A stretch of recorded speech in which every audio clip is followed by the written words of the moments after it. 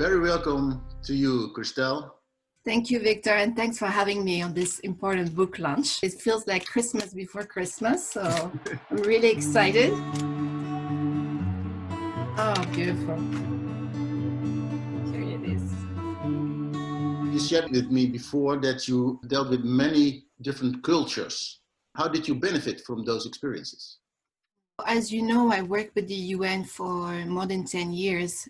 Very early in my career, we realized through the coach that was there that people have different communication styles. It really was the first time that I understood that people don't communicate the same way.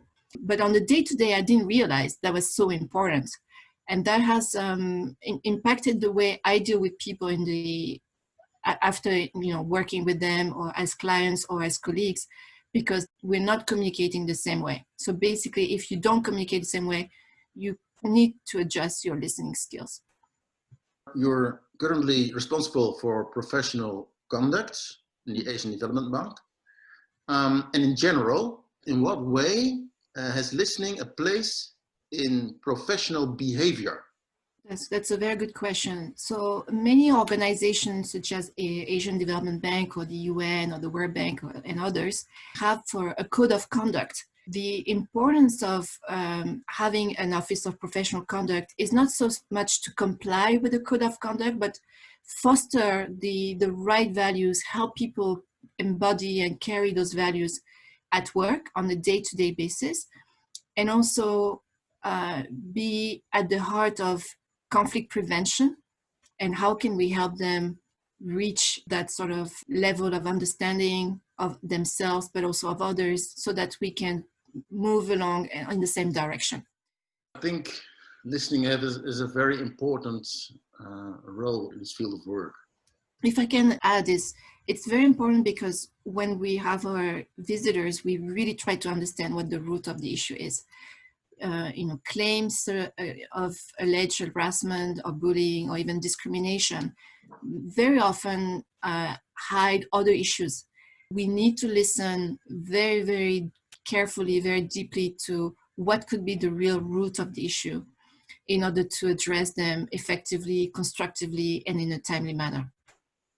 Good listening is the ability to look beyond what people are telling you. Well, in my book, I describe 7 levels of listening. The main secret is not those 7 levels. It's more about the 3 orientations you can use in listening. You can listen to yourself, to the other, and to the big picture. And by doing that, you can get rid of the distortion on any of those 7 levels.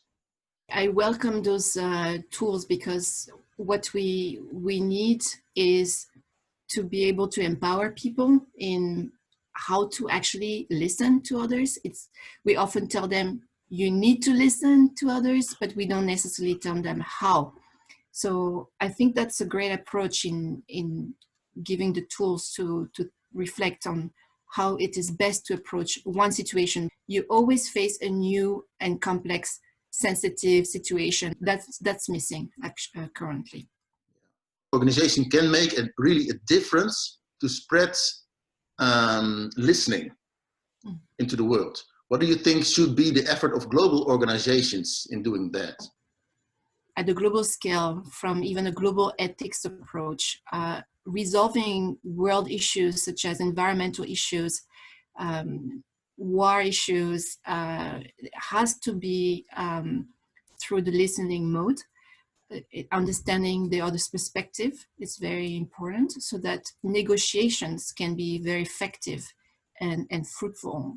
Very often negotiation fails because we haven't found really a win-win situation, so to say. Listening is a key element of a successful negotiation and bringing peace to the world or to resolve major issues such as environmental issues. Maybe there's a question I didn't ask you, but I should have asked. Maybe you haven't touched upon the gender issue in listening. So I look forward to see if there's any mention of how women thrive in society with listening skills And do they make a difference that is maybe owned by their gender or not? Of course there is. And so, of course, there is a difference between listening by men and listening by women.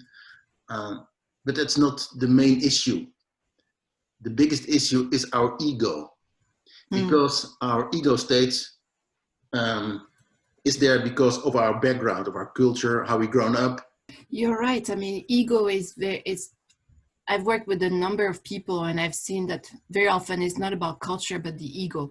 Yeah. That really was the barrier. And it's extremely hard to overcome. Yeah. For yourself and for also trying to improve the others, in being better leaders. It's extremely hard. So ego is the number one enemy to listening, I would say. Well, and then I've got a surprise for you, because the real secret of this book is about those three different perspectives, and that's, in essence, it switches between ego, your personality, and the essence.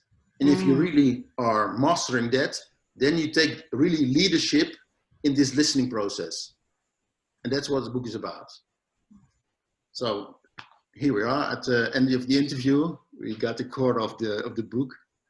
So thank you very much for this interview. Thank you, Victor.